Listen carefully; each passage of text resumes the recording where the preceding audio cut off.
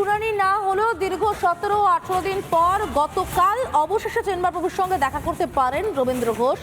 দেখা হওয়ার পর কাতর কণ্ঠে রবীন্দ্র ঘোষ বলেছেন যে তাকে বলেছেন চিন্ময় কৃষ্ণ দাস যাতে কোনোভাবে তাকে বের করা যায়। কি বলেছেন রবীন্দ্র ঘোষকে চিন্ময় কৃষ্ণ দাস, কি বললেন আমাদেরকে রবীন্দ্র ঘোষ, শুনুন। ওনার পূজা অর্চনা করতে খুব কষ্ট হচ্ছে, উনি ঠিক মতো জিনিসপত্র পাচ্ছেন না। তবে উনি এখানে ডিভিশন পেয়েছেন, উনি আমাদেরকে বললেন আমি ডিভিশন দিয়েছে আমাকে বটে, কিন্তু ওনার সঙ্গে আর দুইজন সাধু যে আছে তাদের কাপড় চোপড় পর্যন্ত নাই। কারণ কাপড় চোপড় সাপ্লাই দেওয়ার জন্য আমরা আবেদন করব যাতে করে ওনাকে কাপড় দেওয়া হয়। আমি বলেছি উনিও খুব কান্না বিজড়িত কণ্ঠে বললেন আপনি আমাকে অন্তত মুক্ত করার চেষ্টা করুন, আমি মুক্ত হতে চাই। গতকালও হলো না চিন্ময় কৃষ্ণ দাসের জামিন মামলা এগিয়ে আনার আবেদনের শুনানি। চট্টগ্রামে ওকালতনামা জমা দিতে বাধা ইউনুসপন্থী আইনজীবীদের। ওকালতনামা জমা না পড়ায় সওয়ালই করতে পারলেন না চিন্ময় কৃষ্ণের আইনজীবী। খারিজ হলো আরজি। কারণ রবীন্দ্র ঘোষ গতকালই আমাদেরকে জানিয়েছেন, রবীন্দ্র ঘোষ সুপ্রিম কোর্টের প্রাক্তন আইনজীবী, তিনি গিয়েছিলেন ওকালতনামা জমা দিতে, কিন্তু স্থানীয় একজন আইনজীবীর প্রয়োজন হয় সেই ওকালতনামা জমা দিতে। বারবার অনুরোধ করেছিলেন রবীন্দ্র ঘোষ, কিন্তু তারপরও চট্টগ্রামের কোনো ধরনের বার সদস্য তারা কেউ সাহায্য করেননি রবীন্দ্র ঘোষকে। ফলত জমাই পড়েনি ওকালতনামা। কি বলেছে রবীন্দ্র ঘোষ গতকাল, শুনবো। কোর্টে যাওয়ার পরে জজ সাহেব বললেন আপনার সব ঠিক আছে, ওকালতনামা দিয়েছেন ঠিক আছে, কিন্তু আপনি এই চট্টগ্রাম বারের একটা লয়ারের ওকালতনামা দিতে হবে। এখন চট্টগ্রাম বারের সব লয়ার তো আমার পরিচয় নাই, আর যাদেরকে বলি তারাই রিফিউজ করছে যে তারা এই ওকালতনামা দিতে পারবে না, বিকজ তাদের উপর মারপিট হতে পারে, তাদের উপর আক্রমণ হতে পারে, এই জন্য কোনো লয়ার আসে নাই। আমি আজকে অনেক লোক রিকোয়েস্ট করলাম, অনেক লয়ারকে রিকোয়েস্ট করলাম, এবং মুসলমান যারা লয়ার আছে আমাদের বন্ধু মানুষ তাদেরকেও বললাম আমি আপনাদেরকে লিগ্যাল ফি দেব, আমি দেব, আপনারা আসুন।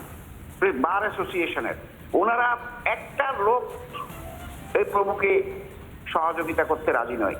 এখন আমি ফাইন্ডিং নো আদার অল্টারনেটিভ জজ সাহেবকে বললাম আমি তাদের নিজেই মুভ করি, আমাকে পারমিশন দেন। জজ সাহেব আমাকে কোনো পারমিশন দিল না, আমি নাকি মুভ করতে পারবো না। তা আমি কোন অজুহাতে আমাকে মুভ করতে দিল না। আমার অত্যন্ত দুঃখজনক, ভারাক্রান্ত হৃদয়ে আমি বলতে চাই it is a complete violation of law. আপনারা শুনলেন রবীন্দ্র ঘোষের বক্তব্য। রবীন্দ্র ঘোষ বললেন যে তিনি ওকালতনামা জমাইতে গিয়েছিলেন, কিন্তু স্থানীয় একজন আইনজীবী লাগে। তিনি বারবার অনুরোধ করেছিলেন, কেউ তাকে সাহায্য করেনি, কেউ তার সঙ্গে স্থানীয় আইনজীবী হিসেবে কাজ করতে চাননি। তারা প্রত্যেকে চেয়েছেন চিন্ময় কৃষ্ণ দাস যাতে জেলেই থাকে, যাতে জামিন না পায়, সেই কারণেই তাকে কোনোভাবে সাহায্য করা হয়নি। ফলত ওকালতনামা জমা দিতে পারেননি রবীন্দ্র ঘোষ।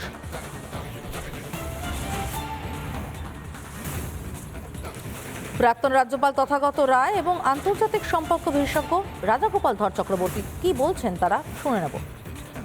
রবীন্দ্র ঘোষকে আমি ভালোই চিনি।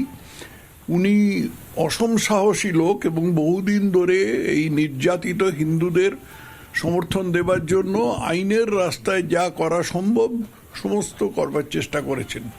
উনি চট্টগ্রাম গেছেন এমন একটা সময় যখন ওখানকার ওই জেহাদি আইনজ্ঞরা তারা অন্য সমস্ত আইনজ্ঞদের শাসিয়ে রেখেছে, তারা যেন চিন্ময় কৃষ্ণ দাসপ্রভুর হয়ে না দাঁড়ায়। তা সত্ত্বেও উনি আদালতে গিয়েছিলেন, সেই আদালতে গোলমাল করে তাকে মারধর করে হটিয়ে দেয়। কট্টর ইসলামবাদীদের বিবেক বলে কিছু থাকে না। বাংলাদেশে ন্যায়ের যে শাসন চলুক সেটা তারা চান না। যে শাসন ব্যবস্থা পৃথিবীর বহু ইসলামিক দেশে আছে, পাকিস্তানে আছে, সেই ব্যবস্থাই তারা এখানে প্রতিষ্ঠিত করতে চান।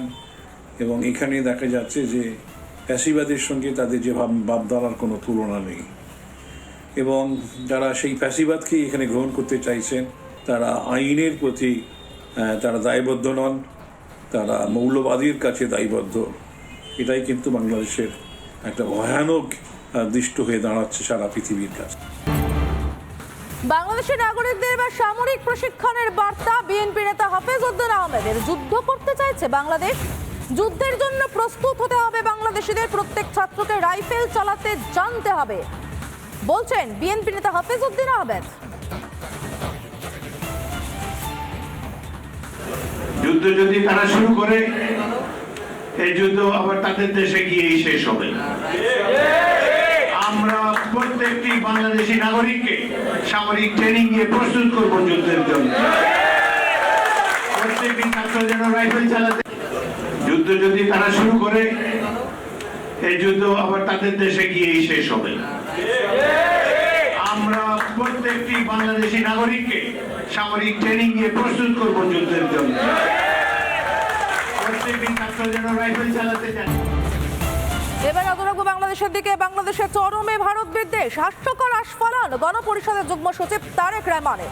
ভারতীয়দের নাকি লাথি মেরে বের করে দেবেন। 26 লক্ষ ভারতীয়কে মেরে সীমান্তে পাঠানোর গলাবাজি ইউনুসপন্থী নেতার। অবদান ভুলেছেন ভারতের বাংলাদেশে?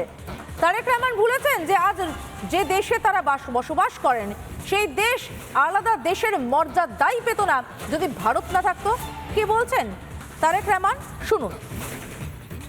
মাঝে মাঝে বলি না 26 লাখ ভারতীয়, এগুলো কোথায়? একটা একটা করে ইন্ডিয়ানকে ধরে লাথি মেরে ইন্ডিয়ার সীমান্তে ঢুকাই দিয়ে আসতে হবে। উপায় নাই। গতদিন স্বরাষ্ট্র দপ্তর থেকে বলা হয়েছে 10 লাখ বিদেশি বাংলাদেশে অবৈধভাবে কাজ করে। এটা কি আমেরিকানরা অবৈধভাবে কাজ করে? রাশিয়ানরা কাজ করে? কারা কাজ করে? ভারতীয়রা কাজ করে। দেখেন, 10 লাখ ভারতীয় বাংলাদেশে অবৈধভাবে কাজ করে। এর অর্থ কি? অবৈধভাবে কাজ করলে কি হয়? এরা যে ইনকাম করবে এর উপর কোনো ট্যাক্স আরোপ হবে না। এরা যে টাকা পাঠাবে সেটা কোনো লিস্টেড হবে না। ব্যাগে করে লাগেজে করে টাকা নিয়ে যাবে। এটা যে বাংলাদেশকে কতটুকু ভিতর থেকে খেয়ে ফেলে তা আমি বোঝাতে পারবো না।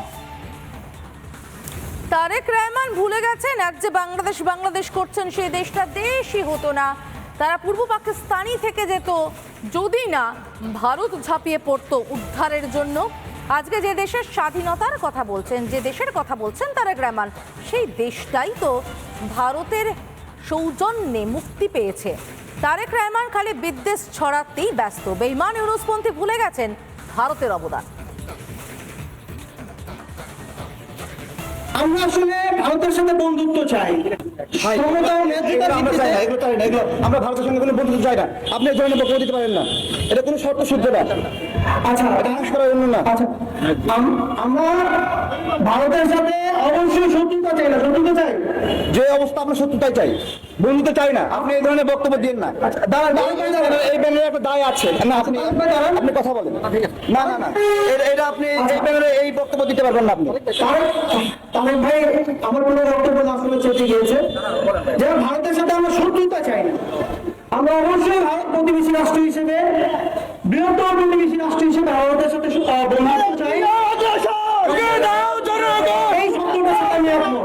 ভারতীয় আগ্রাসন রুখে দিতে চাই। আমরা ভারতীয় আগ্রাসন রুখে দিতে চাই।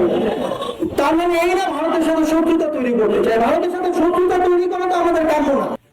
নানা ধরনের কন্টেন্ট দেখার জন্য লাইক করুন, শেয়ার করুন আমাদের ফেসবুক পেজ, সাবস্ক্রাইব করুন আমাদের ইউটিউব চ্যানেল। পাশাপাশি অন্যান্য ব্রেকিং নিউজের জন্য অবশ্যই চোখ রাখুন রিপাবলিক বাংলায়।